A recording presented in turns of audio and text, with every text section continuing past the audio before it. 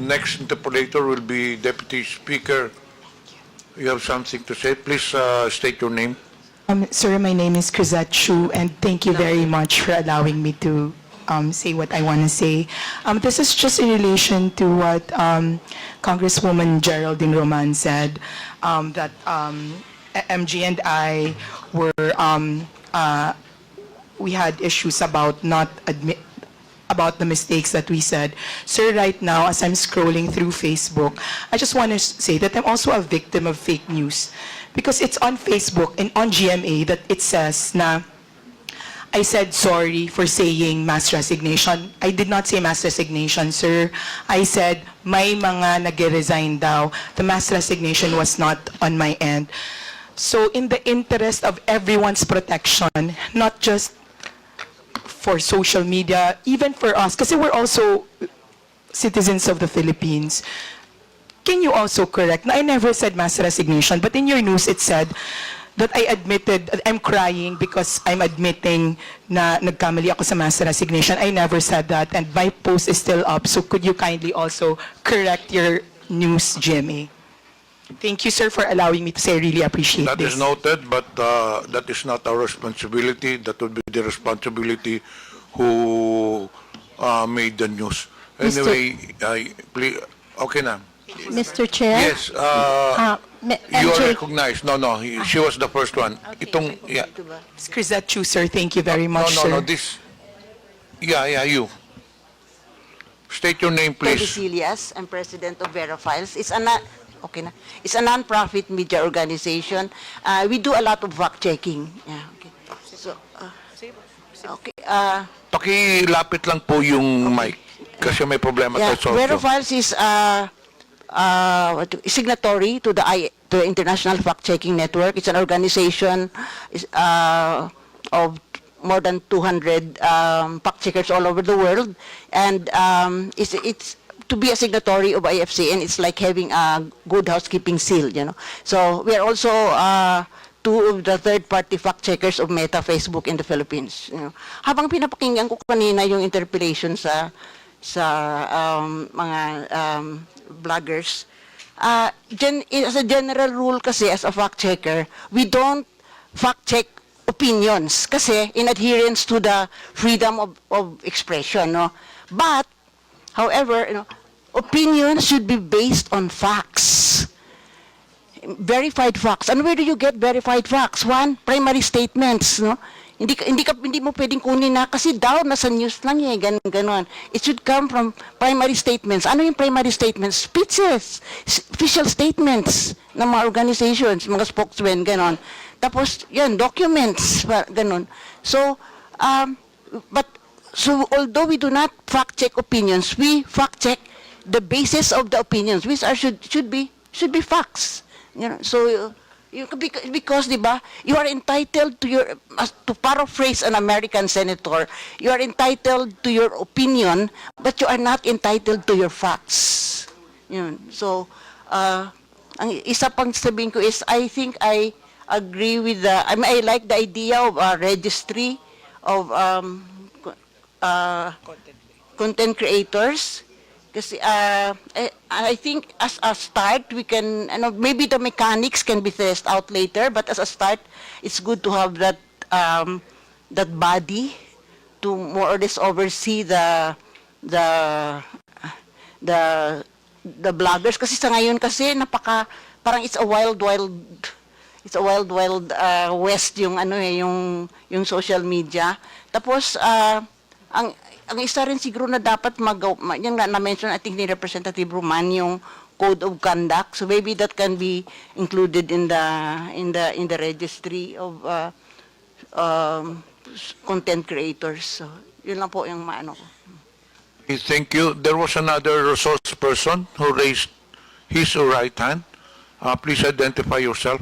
MJ Kiambao po. MJ Kiambao Reyes. Siguro po sa next hearing, pwede rin pong patawag yung nagsulat nitong fake news about us in the spirit of fairness. And I would also like to, yun pong pag-iyak ko at yung walang patid na pag-apologize ko, is coming from the fact na dahil ayoko pong makontempt, ayoko pong ma-detain, dahil may dalawa po akong nasa critical condition na nanay at mother-in-law. Yun po yun. Pero sa mainstream media at social media ngayon, pinagtatawanan ako dahil nag-apologize ako at tinawag akong tanga. But I cannot forgive myself if I don't speak now and tell you the truth. I'm just really afraid na ma-detain at this time. At this time kasi may dalawa akong nasa critical condition na naka-bedridden na nanay at mother-in-law na nasa late stage na anytime they die. I don't want to be detained and wala ako sa tabi. Chair, Ayun lang po, Miss Mr. Chair. Miss MJ, at Point this of point order. in time, this committee has no plans of detaining you. Was there a motion? There was no motion. So we will proceed with the next Yeah. interpellator. Mr. Chair, I just wanted to point out that although I understand, well, I'm trying to understand where the concerns of our good resource person is coming from, but I think it's baseless. Wala pa namang motion, wala pa namang nagsasabi na iko-contempt ka, wala pa namang, for as long as you cooperate, and for as long as you say the truth, and for as long as you're completely honest, there's nothing to be fearful. Not unless, of course, you're hiding the truth. So, dun, pwede kang matakot. Kaso lang kung wala naman po kayong itinatago at buong katotohanan ng sinasabi ninyo, hindi wala po dapat kayong ikabahala. At saka wala po dapat kayong dahilan para umiyak. Siguro maganda po, ma'am, uminom po kayo ng tubig at baka ma-dehydrate po kayo. So anyway, Mr. Chairman, thank you very much. I just have some concern. Am I... Okay, yeah. Mr. Chairman, meron po ba tayong representative from BIR? Yes, earlier he took his oath. Yeah, BIR. Thank you very much. BIR, for the platforms of ByteDance, TikTok, Meta, Facebook, Twitter, Instagram, do they contribute to the national treasury? Your Honor, good afternoon. For the mentioned companies, Your Honor, considering that they are a non-resident foreign corporations, Your Honor, they should be taxed on their income within the Philippines, Your Honor. So, but are they actually paying, contributing? Your Honor, may we be allowed to confirm that with our operations group, Your Honor, and submit to this committee whether or not. Yeah, Thank kasi you, Your gusto ko lang po malaman kung may contribution po o may binabayad pong buwis ang Facebook, ang TikTok, ang Twitter, at ang sa iba pang mga social media platforms, because as we all know, other than the news and other than the opinions that they share, marami din pong mga selling at trading na nangyayari within their platforms, so which I think should be regulated and should be properly monitored by our government agencies, just so that, you know, we can protect the consumers and the Filipino people. ByteDance, Ma'am Peachy Paderna, yeah.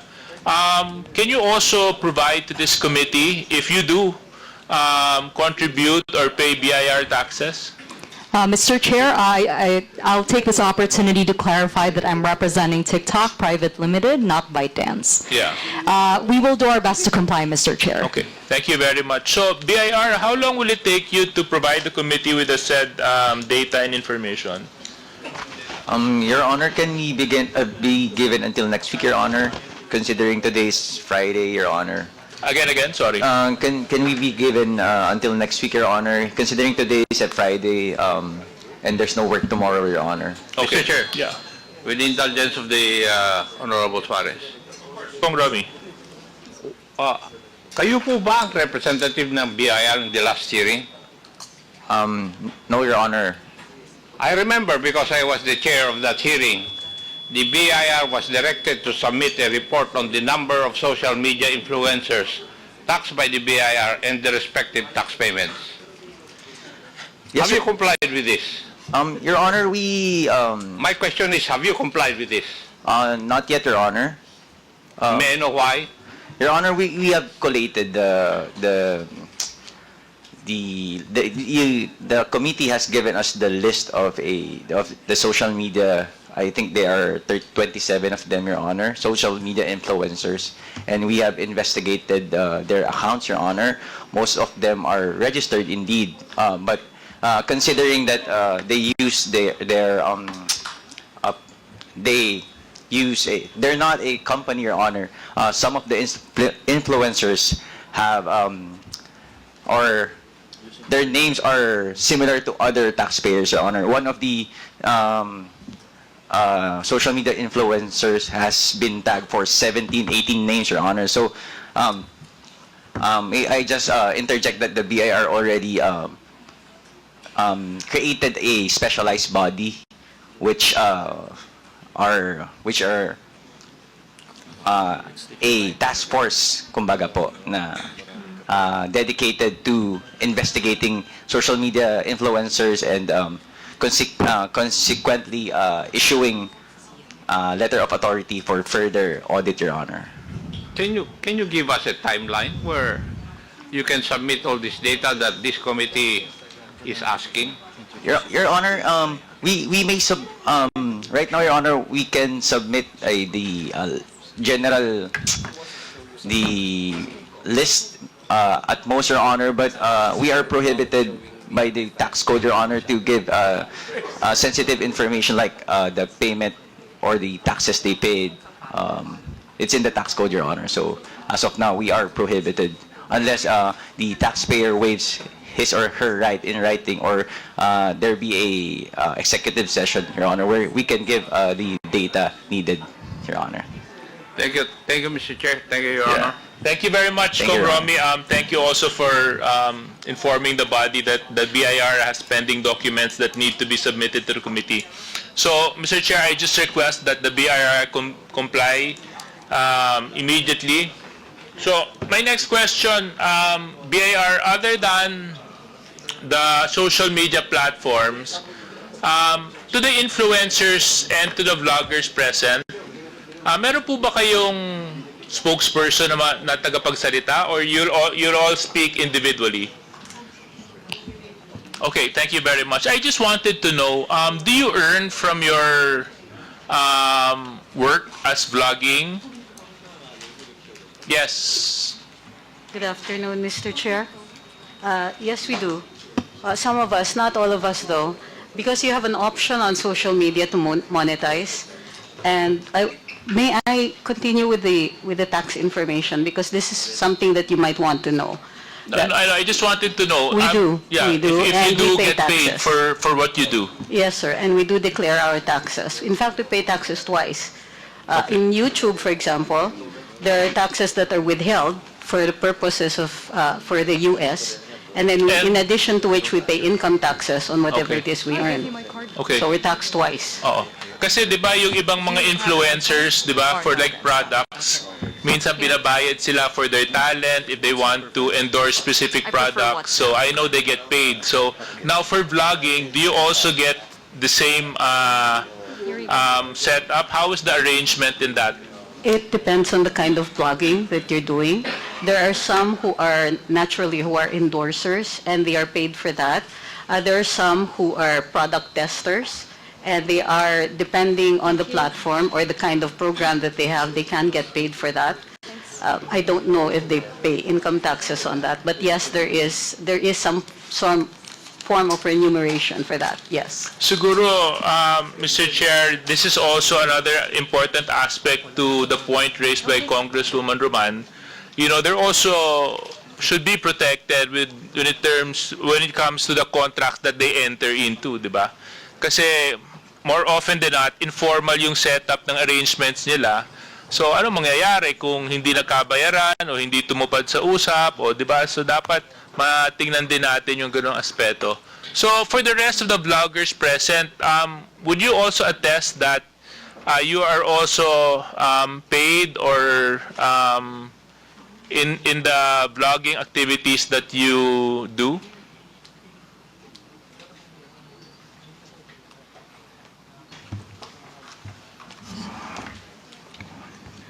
Mr. Chair, I do earn through the social media platform, but this is through the monetization program that each social media has. In TikTok, it's barely earning. Also in Facebook, actually recently in Facebook, I am fully demonetized, so I do not earn in Facebook anymore. In YouTube, they have a monetization program, partnership program, and I do earn from my vlogging endeavor through YouTube. Okay. So, but when it comes to, let's say, the settling of your tax obligations, you do have to declare where the money is coming from, no? Correct? That's how I understand it, Your Honor, because part of our audience is not in the Philippines, and of course, I am not so sure how they schedule how they monetize the earnings based from the viewers from the Philippines and from the U.S., but we are required to sign documents because YouTube is based in the U.S., so there are some documents that we have to sign wherein we have to declare that taxes are going to be Okay, thank you very much. What about the other vloggers present? No, Your Honor, no, I don't earn anything from social media. And like I said, I do not even want to consider or categorize myself as blogger. Well, how do you want to define yourself? I'm just an ordinary Filipino, an advocate of free speech and good governance. Nagkataon lang po, kumbaga accidental lang na may mga nagkaroon ng following. Pero yun nga po, opinion lang din ng mga pinagsusulat ko. And I don't blog, I don't consider myself a blogger, and I don't earn from blogging. Okay, and Ms. Chu? Sir, I have never earned from blogging or any social media pursuits, whether None, okay. endorsements or not. Thank you. Tapos sino pa po ba yung iba nating mga, lahat po ba kayo, mga vloggers din po kayo lahat? Oh yeah, so can we get your, we haven't heard your voices. Can you introduce yourself also at the same time? I'm Dr. Richard Mata, Your Honor, from Davao City. I'm a pediatrician basically, so I pay taxes as a pediatrician. Regarding my monetization, I had a monetization sa Facebook, but then again, nag-demonetize na naman. So basically, as of now, wala pa po. YouTube, zero po. As of the moment. So sa Facebook, malakas, no? From what I've been gathering from among you, sa Facebook, meron, sa TikTok, wala masyado. Tama po ba yun? Maliit lang. Yeah, in a sense, yes, where you focus upon, doon yung pwedeng i-monetize automatic, usually. Okay. Yeah, so, So, just sorry, yep. Sorry for my ignorance on this matter. And the next lady? Good afternoon. I'm Dr. Ethel Pineda Garcia. I just use Facebook. I don't do YouTube. I don't do TikTok. And I have never monetized my account. Okay. And then the next, yeah. Good afternoon, sir. Good afternoon, Mr. Chair. I am Mark Anthony Lopez, and I have no credentials whatsoever. I'm just using my Facebook and my Twitter account for my own personal lang po, use. It's not monetized po. Although sa Facebook, meron po ako natatanggap na remittance because may mga nagla-like po dun sa aking post. And yun po, part yun ng Facebook monetization. Pero hindi ko po yun sinulisit or hindi ko po yun in-arrange with Facebook. Yun ay kusang donasyon sa inyo? Automatic po. Paano pong automatic? Hindi ko po maunawaan. Pag nag-like po, meron pong option ng mga readers na pwede po nilang Send. i-monetize yung like nila. Okay. Thank you. So, yun lang po ang natatanggap ko. Nung last month po, natanggap ko po 86 cents. Okay. Okay. Good afternoon, Mr. Chair. Aaron Peña po, Old School Pinoy. So, sa Facebook po and YouTube, wala po akong monetization. Sa YouTube lang po, pero hindi na po ako masyadong nagagamit ng YouTube. Okay. I'm Manuel Mata Jr. po, also known as Coco Locoy. And I just want to inform you all first na wala po ako natanggap na kahit anong invitation from show cause order and subpoena. So, ako po, wag niyo pong ilabas po yung aking monetization kasi baka ipasok niyo po ako sa 4-piece. Kasi halos wala po ako nakukuha. And I was demonetized since last 2023, November, and I was just earning like, para makabuo po ako ng 5,000, like 3 months, 4 months. So kayo lang po, no? Wala na po bang iba? Okay. Okay. What about from the other side? I just wanted to get an idea of how the industry works, just so that we can have a better understanding when it comes to regulations and contracts that you guys enter into when it comes to financial contributions or contracts that you enter into. So is that it? Wala na po bang iba? Mr. Chair, just a quick interjection. Yeah, go ahead, go ahead. Germane to the question of TSJJ. Gusto ko lang tanungin, did I hear it right? You said that you were demonetized. Somebody demonetized, sorry. Yes po, your... What was the reason why you were demonetized? Maybe you have... What's the violation that you committed? I'm sure there's a violation. Okay. For those nakakakilala po sa akin, I started in TikTok. And kasi po, ako po yung tao na I want conversation. I want content versus content. And there are times na when I answer another person's content, to encourage content versus content para po nagfa-fact checkan because I am not saying na ako ay isang news teller. Sir, Ang ginagawa po kasi, what was the exact violation you committed? Iba-iba po because I lost 24 I was took down 24 accounts sa TikTok. I also lost my first Facebook account. I also lost my first Facebook page. You do admit that you have and possess multiple accounts? No po, I needed to create another account because yung iba po one day pa lang lalo na during the time of Bongbong Marcos during the election of 2022 lagi po akong minamas report kahit wala pa man din akong ginagawang content. Okay, sige. Anyway, so thank you very much. So I just wanted to find out, Mr. Chair, kung paano po kasi yung arrangement nila kasi kung sila po ba nakakatanggap ng pera or any sort of financial contribution or contracts, with the work that they do. Mr. Chair, can I forward my next questions to Commodore J. Tariela? Yeah. Commodore Tariela, ako po kasi talagang naniniwala ako na yung West Philippine Sea atin yun eh. At ako talagang saludo ako sa pinakikita mo na ipinaglalaban mo ang soberenya ng ating bansa. Have you ever been a victim of fake news, malicious attacks on the internet when it comes to safeguarding and protecting the territorial and matters that affect the Philippines? Yes, sir. You have.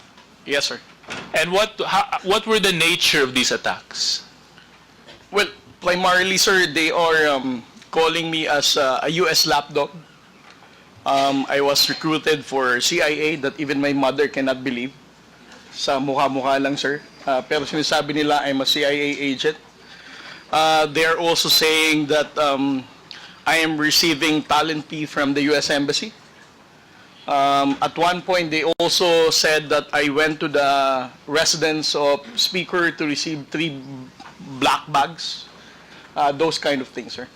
And were these attacks from Filipinos or from foreigners? From Filipinos, sir. From Filipinos? Yes, sir. Okay. I'm sorry for my ignorance. Are those Filipinos present in this room? Yes, sir. They're here now. Yes, sir. Can you point them out? Mr. Mark Lopez, sir.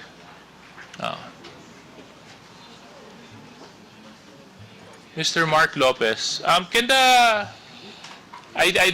can't seem to, who is Mark Lopez? Oh, there. Okay.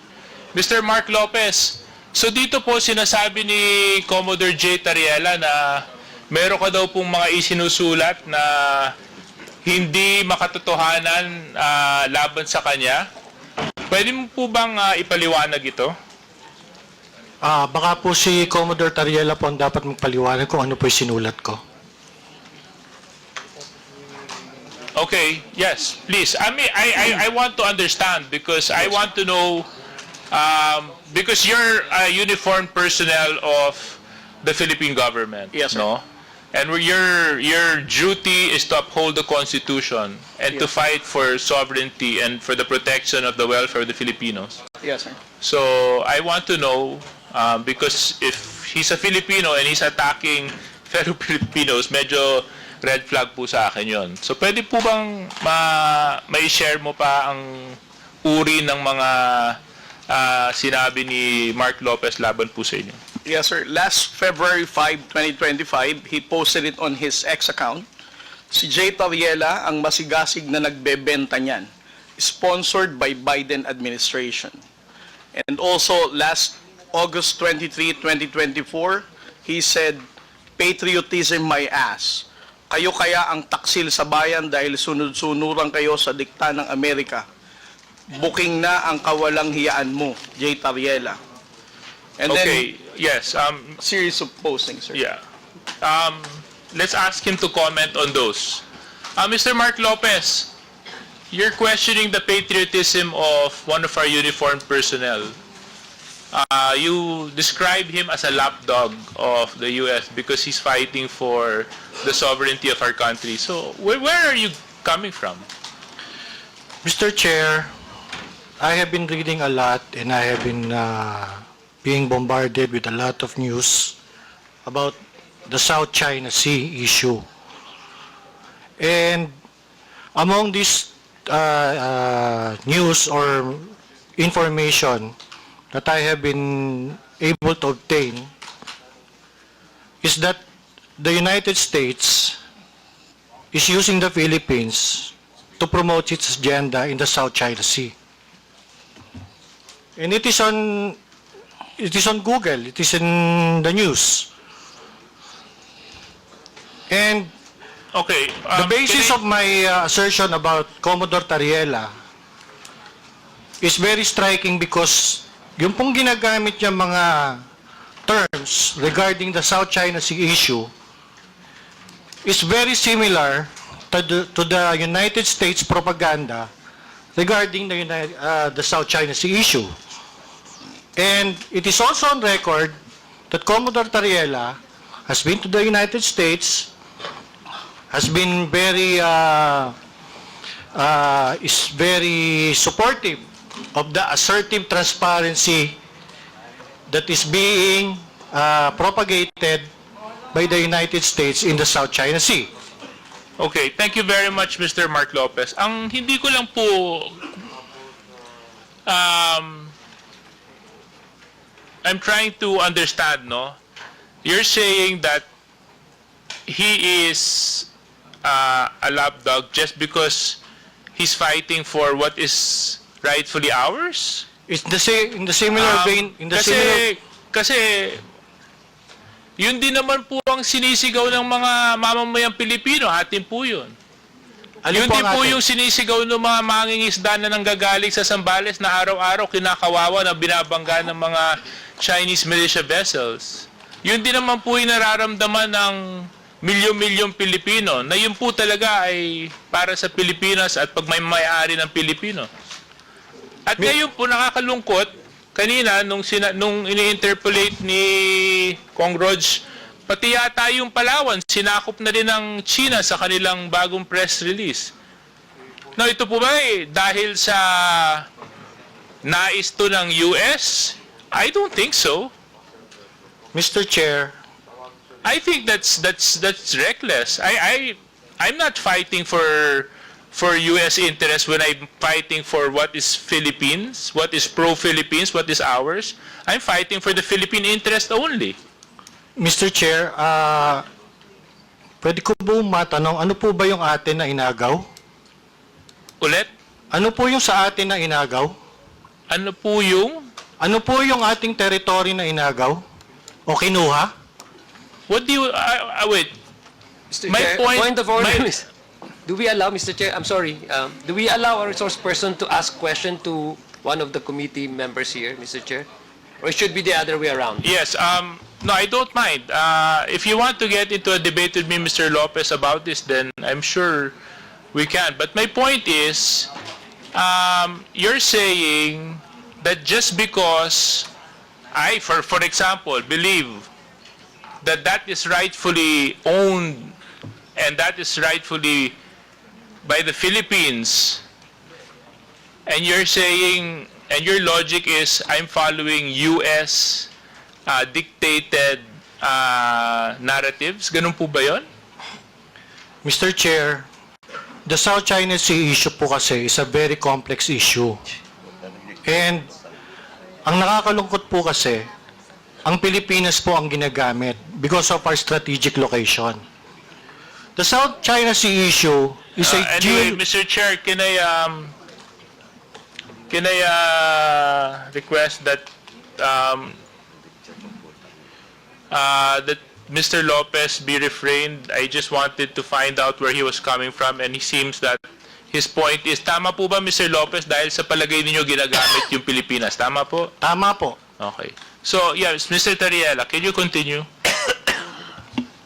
So, sir, this is a good example of how, like Mr. Lopez is countering our factual narrative in the West Philippine Sea. And this is the reason why we need to counter fake news purveyor like Mr. Mark Lopez spreading wrong information about our fight in the West Philippine Sea. Ito ang dahilan kung bakit ang hirap nating pagkaisahin ng mga Pilipino sa mga pagsasalita na katulad ni Mark Lopez na ganyan, that he never hesitates to call out the aggressive actions of the People's Republic of China. And he appears to even side with the People's Republic of China's narrative. Ako, kunyari, nung tinitira ng water cannons yung mga mangingisda natin, masakit sa akin yun.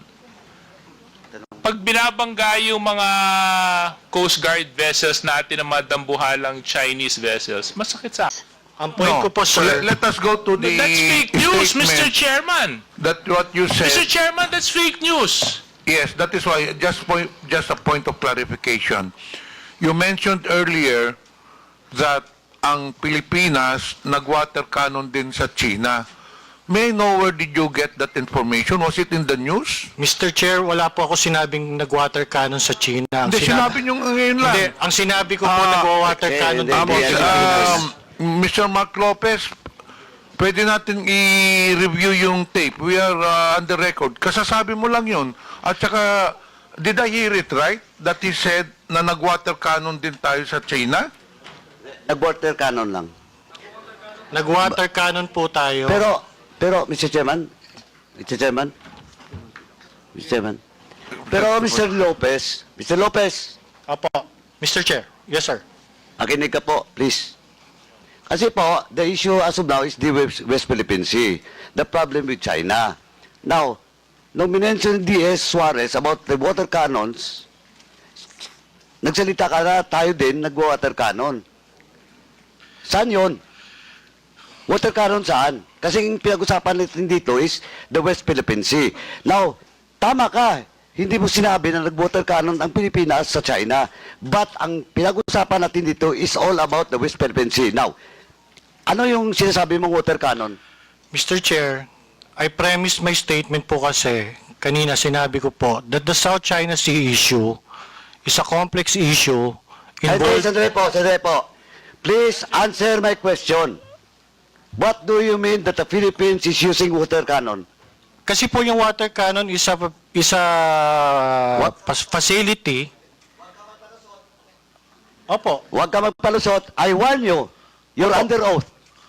Ang water cannon Sagutin mo po where you refer that water cannon that Hindi you po. mentioned. Ang water cannon deployment po kasi is one of the actions taken by a state Pag meron po mga dispute na ganyan nga po, Pilipinas, ibig mo sabihin, mag-water cannon din sa China. pwede po. That's your... Sinabi mo nag-water cannon. Mr. Chair, wala ako sinabi na ang Pilipinas na ginater canon ng isang kalabang state. Ang sinabi ko Sandali po. But we're talking about the West Philippine Sea. This will be your last warning. Or else I will cite you in contempt. This is your last warning. You're under oath. Opo. What do you mean that the Philippines is using water cannon? Mr. Chair, ang sinabi ko nga po, ang Pilipinas po, nag-water cannon, pwede po mag-water cannon. Hindi. Walang pwede. Sinabi mong mag-water cannon. Mr. Chair, sige po. Mr. Chairman, with this, Mr. Chairman. Mag-apologize po ako. Mali po ako. Sige po, fake news po ako. Ang sinasabi ko lang po, pwede po ang water cannon sa South China Sea issue.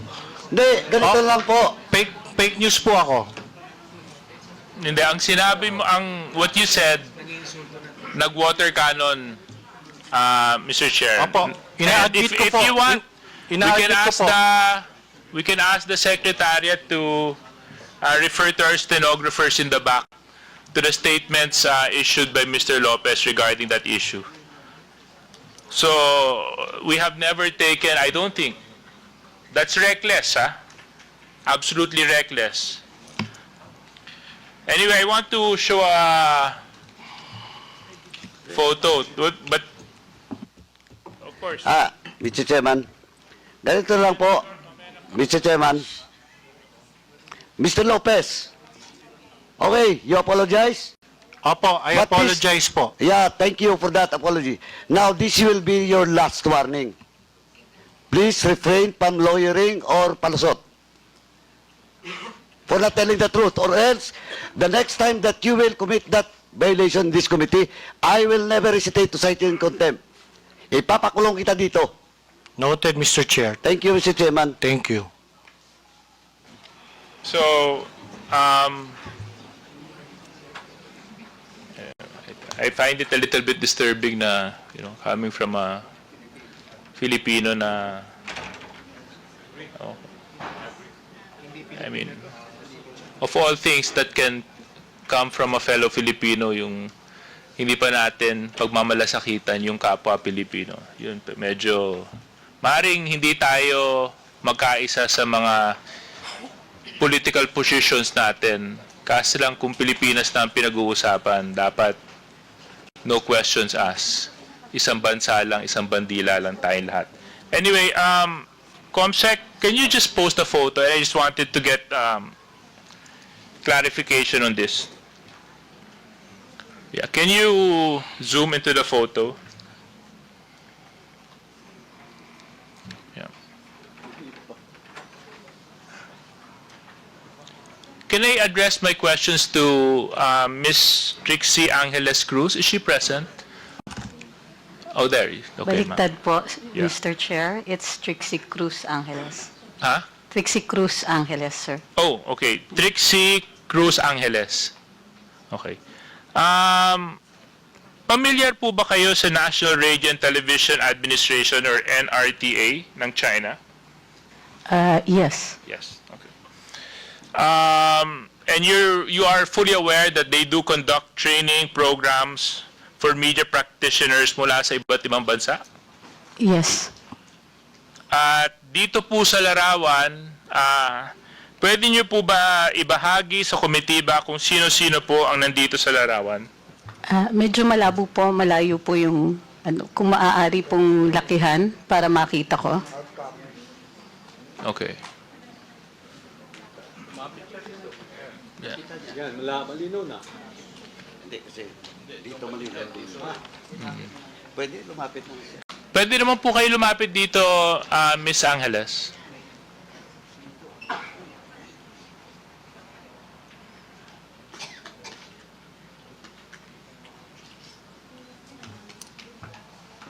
Saan ba yan? Anong flag?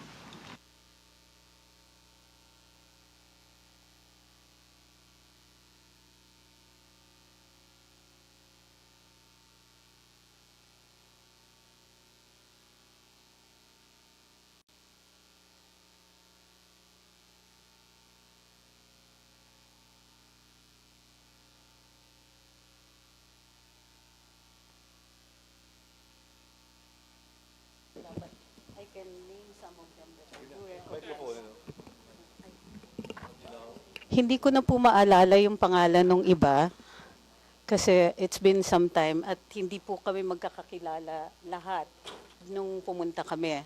So ang naaalala ko lang iyan si Miss Pia Morato who was speaking for the group. She's in front. Tuturo ko ba? Yes, please. Yes,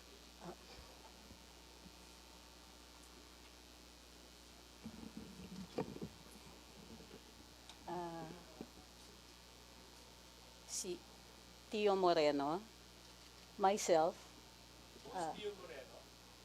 He was there as a journalist and I think an information officer. He's also, I understand he's a blogger. Mr. Mark Lopez and Attorney Ahmed Paglinawan. But the others, hindi ko na po maalala yung pangalan nila. Mr. Mark Lopez. Si Mark Lopez dyan. Behind me. Yes, sir. And who else, ma'am? I don't remember the names of the others. Okay. Thank you very much. Can you more or less tell us, Ms. Cruz, when was this seminar, where and when was it held?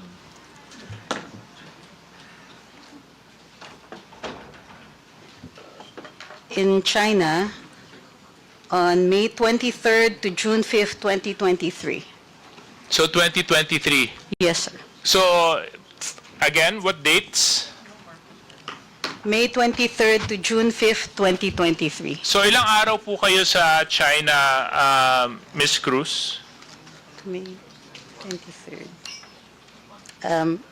Mahina po ako sa math, but from May 23rd to June 5th, I assume that's about roughly about 12 days. 12 days, so More more or or less less, sir. around 2 weeks. More or less, Yeah. And this seminar, was it sponsored or did you have to pay for your seminar fees? This was sponsored. So, ang nagbayad po nito ay yung state of China, Yes, sir. China government. Ang nagbayad sa inyo, Yes, sir. sa travel ninyo, sa stay ninyo, at sa seminar. Okay. Paano po ba kayo naimbitahan para maging bahagi ng seminar? Through the Chinese embassy. Through the Chinese embassy. Pinili po kayo ng Chinese embassy. They conduct these regularly, I understand. There are others who are also invited from the mainstream media. Pero hindi po kami magkasabay that time. So, I understand that this is conducted regularly. I think yearly. I'm not sure though. So it is a state-funded program by China where they invite media practitioners such as yourself. Am I correct? I think this is one of those times where they've invited vloggers. Okay, vloggers, yes. And can you more or less share with us what was the nature of the seminar? Oh, they introduced new techniques in social media, such as short-form social media, how to take them. A lot of them were technical, emerging issues, but they also gave a background on China. And I'm sorry, that's all that I can recall. Okay. So, more or less, kulang-kulang isang linggo po kayo doon, no? Maayos Dalawa naman po ang Kulang-kulang ng 2 linggo. Kulang-kulang na 2 linggo, sorry. Maayos naman po ang pagtrato sa inyo ng bansang China habang nandun kayo. Maganda yung hotel, maganda yung Hindi accommodation. po siya hotel. Oh, it wasn't a hotel. Hindi po hotel, dorm po. Dorm. Okay. So was this the first time that your group participated in such a seminar? I don't know about your group, sir. Oh, sorry. I mean the group that you were with. Ngayon ko lang po sila nakasabay. So you've been Ilan? there before? Yes, sir. There is a cultural exchange agreement between China and the Philippines since 1970s. Okay. I was in Xi'an for an archaeological seminar. part of our cultural exchange agreement because I'm an archaeologist.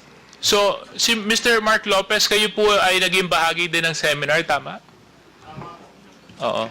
Naka-ilang bisita na po kayo o naka-ilang seminar na po kayo dito sa state-funded activity ng China? Sir, yan lang po yung na-attendan ko po. Again? Yan lang po ang na-attendan ko. Ito lang po yung nadaluhan ninyo? Okay. Yes, sir. Sir, pa-correct lang po. Yung punta ko sa Xi'an, no, sa conference Yeah. on okay. cultural property. Would you think that the seminar that you attended affected your perspective or the work that you do? Ako po o si Mr. Mark Lopez? Kayo Myself? po, Ms. Cruz. Kasi yun naman No. po yung layunin ng mga seminars, di ba? Para mas palawakin ang inyong pag-unawa, mas pagalingin kayo sa trabaho na ginagampanan ninyo. So sa Pagdating palagay niyo po ba nakatulong ang mga seminars na ito sa trabahong ginagampanan ninyo? Abogado po ako at ang isang dalubhasa, I think, sa cultural conservation. So yung seminar, it includes a history of China, which also includes an understanding of the area. Matagal ko na pong napag-aralan yon. So medyo yung iba doon ulit na.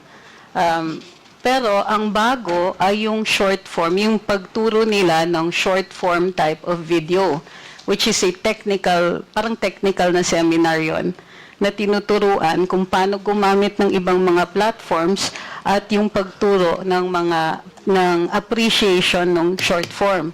Ang short form po, yun po yung mga reels, yung mga TikTok, at saka yung 1-minute videos ng YouTube. Okay. At I'm sure yung na-gain ninyo at napakinabangan po ninyong additional knowledge is the same with those of those other participants in the seminar. Am I true to understand that, Mr. Lopez? Am I correct to understand that? Mr. Chair, yung akin pong takeaway dun po sa seminar na yun is that it's just an appreciation po of how China media works. Okay. And from the other participants in today's hearing, were there other individuals there? Kayo po. Okay. Hindi ko po kasi kayo nakilala sa litrato. Sino po kayo? Have you taken your oath?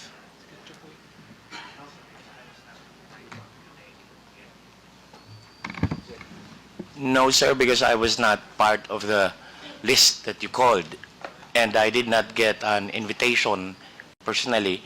But I came here because I was issued a show cause order for the past hearing that I could not attend because I was in Davao City, in Tagum City, and I came here just to submit that and be with my partner. My partner is Attorney Trixie Cruz Angeles. We are Luminous, the Facebook page and the YouTube page. So you mentioned that you're partners? Law partners and also on the blog, sir, on the Facebook and YouTube page. So abogado po kayo? Yes, sir. Okay. So kayo po ay nandun din po sa seminar? Yes, sir. Okay. Ano pong pangalan nila? Ahmed Paglinawan. Okay. Thank you very much. So anyway, that's all I have to ask, Mr. Chair. No? So thank you very much. At least inamin po ng ating resource persons na nakinabang po sila doon sa state-sponsored seminar. Mas naintindihan nila yung paggamit ng mga reels, ng mga threads, ng mga short videos. Ang pakiusap ko lang, sana itong dagdag kakayahan na naibahagi po nila sa inyo ay magamit nyo po para sa kapakinabangan ng bansang Pilipinas. Maraming salamat.